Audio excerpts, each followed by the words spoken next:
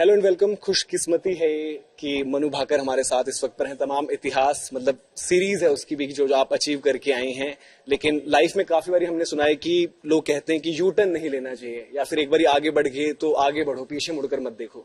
लेकिन आपने वो फैसला लिया था कि शूटिंग एक वक्त पर आपने सोचा कि छोड़ देती हूँ, बट वो यू टर्न के बारे में थोड़ा सा बताइए, क्योंकि आई थिंक मेन कहानी जो अब सब आजकल सोशल मीडिया की लैंग्वेज में कहते हैं मनु भाकर 2.0, वो शायद वहां से शुरुआत हुई। तो क्या था जिसने ट्रिगर किया कि नहीं यार जाना है वापस? आई थिंक काफ़ी लंबी जर्नी रही है। 8.5 साल हो गए हैं मुझे शूटिंग में, और उससे पहले भी मैं किसी और स्पोर्ट में एक्टिव थी। तो स्पोर्ट्स में मुझे काफ़ी लंबा समय हो गया है, लगभग बचपन से ही किसी ना किसी स्पोर्ट में प्रोफेशनली मैं compete करती आ रही हूँ। और शूटिंग में काफ़ी मतलब मुझे हमेशा सिर्फ जीतना ही पता था पहले, और शूटिंग में आने के बाद भी कुछ पहले सालों में मैंने काफ़ी ज़्यादा जीत हासिल की थी, और उसके बाद थोड़ा सा जो डाउनफॉल आया था कुछ समय का, उस समय के बाद थोड़ा मनोबल टूट गया था। थोड़ा लगता था कि अब नहीं हो रहा, अब हो ही नहीं पा रहा है, कितना ही कोशिश करो, कितनी एफर्ट्स डालो, मैं मेडल जीत ही नहीं पा रही हूँ। तो टीम मेडल्स तो हालांकि हमारे आ रहे थे, बट इंडिविजुअल मेडल्स नहीं आ रहे थे, और कहीं ना कहीं लगता था कि कितना हम कर रहे हैं, एफर्ट्स डाल रहे हैं, पूरी टीम बिल्कुल जुटी हुई है, और फिर भी रिजल्ट्स नहीं मिल रहे। तो लगता था कि शायद अब हो नहीं पा रहा मुझसे, शायद अब मेरे बस की नहीं है। तो उस टाइम पे भी थोड़ा कोशिश करती थी मैं पुश करने की, कोई बात नहीं, कुछ दिन और, one day at a time, एक दिन बस आज, और ऐसे ऐसे करके पुश कर रही थी। और आई थिंक उसी समय कोच की काफ़ी अहम भूमिका रही है इसमें, तो जसपाल सर की, उन्होंने काफ़ी पुश किया कि मतलब ये मेरा अरीना है, मतलब शूटिंग ही मुझे करनी चाहिए, और शूटिंग में मैं कंट्री में one of the best shooters हूँ, तो मुझे इस पे नहीं गिव अप करना चाहिए। एटलीस्ट मर रहे हो तो लड़ते लड़ते तो मरो कम से कम। तो आई थिंक वही स्पिरिट थी, और उन्होंने बोला कि तुम पहले तो मेंटली डिसाइड करो कि तुमको शूटिंग करनी है या नहीं करनी है। तो आई थिंक उन्होंने शुरुआत में तो यही बोला था कि तुम पहले मन से बनाओ, मतलब अपना मन बनाओ कि या तो आर है या पार है, बीच में नहीं लटकना कि शायद हो रहा है शायद नहीं हो रहा, मैं कोशिश कर रही हूँ पर नहीं हो रहा। तो या तो करना है तुमने या नहीं करना, तो वहीं से हुआ था। तो वो जब आपने डिसाइड किया कि नहीं मतलब अब करना है, तो क्या उस वक्त, क्योंकि अब लगातार चर्चा हो रही है कि जसपाल सर को जो आपका फोन कॉल गया था, तो वहीं से शुरुआत हुई थी या फिर आपने पहले फैमिली में डिस्कस किया और देन फिर सर को अप्रोच किया था फिर से? आई थिंक वो मैटर नहीं करता इसको कैसे अप्रोच किया, क्या हुआ, आने जाने वाली चीज़ें, बट डेफिनेटली मतलब मेरी फैमिली हमेशा से ही सपोर्टिव रही है सब चीज़ों की, और वो हमेशा वाकिफ रहती हूँ, उनको हमेशा पता होता है। तो आई वुड से कि ये वेरी मच नीडेड डिसीजन था, और बहुत अच्छी बात है, मतलब आई थिंक आउटकम तो हम सब जानते ही हैं अब, तो काफ़ी अच्छा रहा। और इनिशियल डेज में भी चाहे कुछ भी ऊंच नीच रही हो, फैमिली का हमेशा मुझे सपोर्ट पूरा रहा है। तो अच्छा, ओलंपिक्स में जैसे हम बता रहे हैं कि आपने 2 मेडल्स जीते, पहली बारी इंडिपेंडेंट इंडिया की इतिहास में पहली बारी हुआ कि आप कोई एथलीट जो है 2 मेडल्स लेकर आया, पहली फीमेल शूटर आप बनी। लेकिन वहां पर जितना भी आपके लिए, जिसे अभी हम डिस्कस भी करते हैं कि बड़ा एग्जॉस्टिंग रहा, डिमांडिंग रहता है ओलंपिक स्पोर्ट अपने आप में, लेकिन उसके बाद ये लगातार मीडिया एक्टिविटीज आपके लिए हुई है, तो वक्त मिल पाया क्योंकि आपको लंच आपके स्किप हो जा रहे थे वहां पर? अभी आलू के पराठे मन भरकर आप खा पाई हैं या फिर अभी भी वेट चल रहा है कि कब मैं फ्री हूँ मीडिया एंगेजमेंट से और तब खा पाऊँ? आई थिंक आलू पराठा टाइप चीजें तो मतलब भाई 1 महीने में एक बार कभी खा ली, और मेरे लिए तो मैं तो 2-3 महीने में कभी कभार ही खाती हूँ, वरना तो अलाउड ही नहीं है। मतलब अब तो आदत पड़ गई है खैर कि बिल्कुल हेल्दी खाना, बॉइल्ड कुछ, सब कुछ ऐसे ही खाते हैं।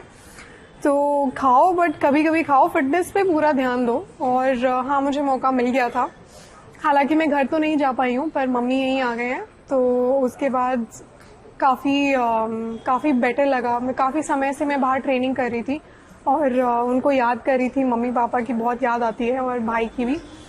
तो काफ़ी बढ़िया लगा था जब वापस आके उनको मिली थी, और उनके साथ पहले दिन आई थी होटल में। तो हाँ जी, आपने क्योंकि लगातार चर्चा भी करी और आपका इंटरव्यूज भी जब आपके हुए थे पेरिस से, और आपने बताया किस तरीके से आपने एक वक्त पर जाकर पीवी सिंधु को डिफेंड किया था, एक फेक प्रोफाइल बनाई, और आपको इतना जो उनको एक तरीके से हेट मिल रहा था, उनको किसी भी तरीके का क्रिटिसिज्म हो रहा था, तो आपको लगा कि बहुत हो गया।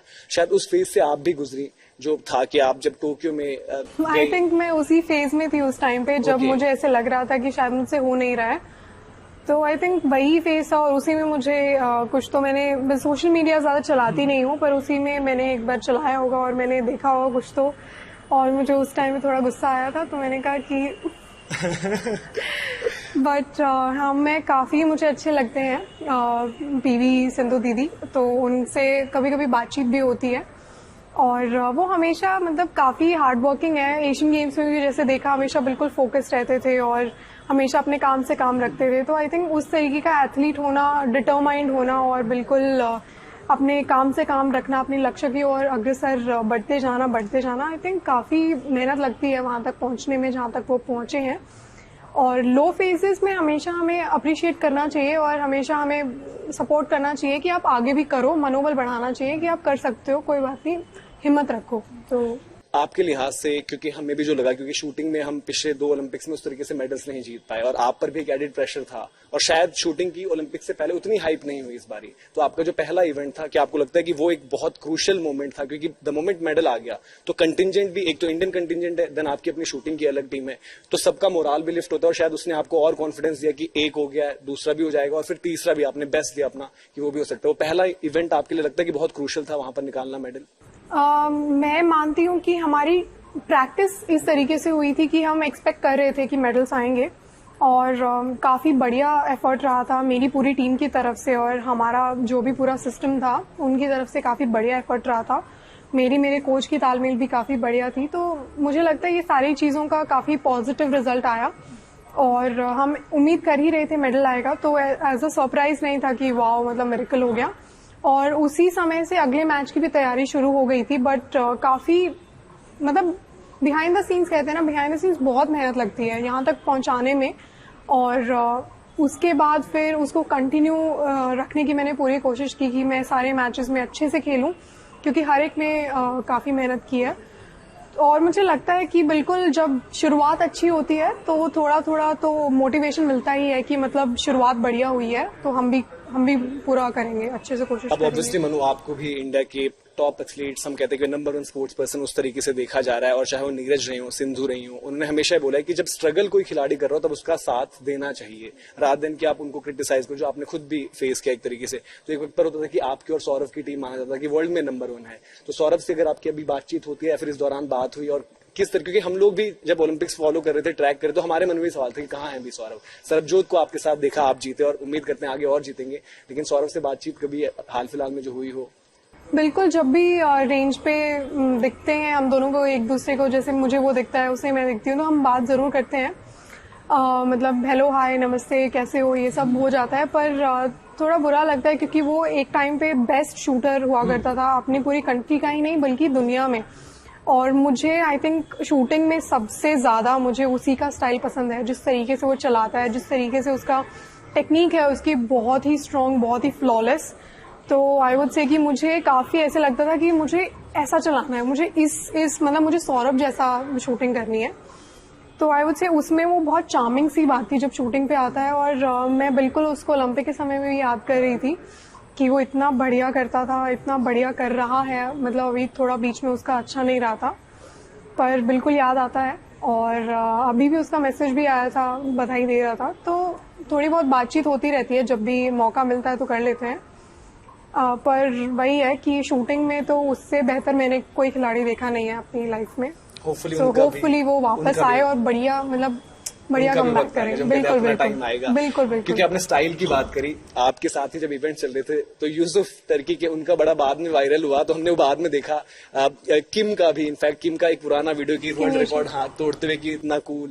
तो आप उस टाइम कुछ, क्योंकि आप तो बिल्कुल जोन में रहते हो शूटिंग जब चल रही होती है, तो थोड़ा सा आप बताइए कि जब आपने बाद में देखे हो रिएक्शन तो आपको क्या लगा? शूटिंग में एक्चुअली बहुत स्टाइलिश काइंड ऑफ लोग हैं, मतलब बालों से लेकर नेल से लेकर सब कुछ बिल्कुल ट्रेंडी से होते हैं, तो मुझे तो काफ़ी आदत है ये सब देखने की। और एट द सेम टाइम बहुत सारे बिल्कुल सिंपल से भी हैं, जैसे आपने उनका जिक्र किया यूसुफ, तो वो काफ़ी पुराने शूटर हैं, वो आई थिंक 52 ईयर्स ओल्ड है, और एक समय के बाद ना आदत पड़ जाती है, उस तरीके से एक लहजा बन जाता है आपका शूटिंग में। आपका जैसे मैं बोलूँ, अब मैंने चश्मे लगाने की इतनी प्रैक्टिस करी थी, शुरू में बहुत हेडेक होता था, बहुत सर दर्द होता था, पर उसके बाद इतना इतना अपने आप को वो किया कि नहीं लगाना है, नहीं तो आंखों पे स्ट्रेस आएगा। पहले मैं आंख बंद करके किया करती थी तो उस पर बहुत स्ट्रेस आता था। तो मेरे कोच ने मुझे बोला था कि तुमको करना है चश्मे लगाना, वो शुरू करो। तो एक स्टाइल बन जाता है और आदत लग जाती है। तो आई थिंक वही है। बाकी शूटिंग में तो काफ़ी स्टाइलिश रहते हैं। जाते जाते बस एक सवाल आपसे लास्ट, क्योंकि विनेश को लेकर बहुत चर्चा चल रही है और हमें रात को जब हम सोए यहाँ पर और आप लोग भी तो लगा हुआ है ओलंपिक मेडल एक पक्का है हमारा और सबकी ये था कि गोल्ड, तो वो आपको कैसा लगा कि मतलब हम तो सुबह उठे हमें लगा कि हम सदमे में चले गए, तो उस टाइम पर एथलीट्स और जो साथ में होते हैं उनको और ज्यादा रिलेट कर पाते हैं। बस एक आपसे वो जानना चाहता हूँ किस तरीके से अगर उनसे बातचीत हो पाई हो या कुछ। बातचीत तो मेरी नहीं हो पाई है, पर दीदी को मैं काफ़ी लंबी समय से जानती हूँ और काफ़ी हमारी किसी इवेंट्स में और कॉम्पिटिशन्स में मुलाकात होती है। पर मैं तो मानती हूँ कि दीदी हमेशा से एक फाइटर स्पिरिट रही है उनकी, हमेशा से ही पूरे अपने आप को झोंक देती हैं हमेशा।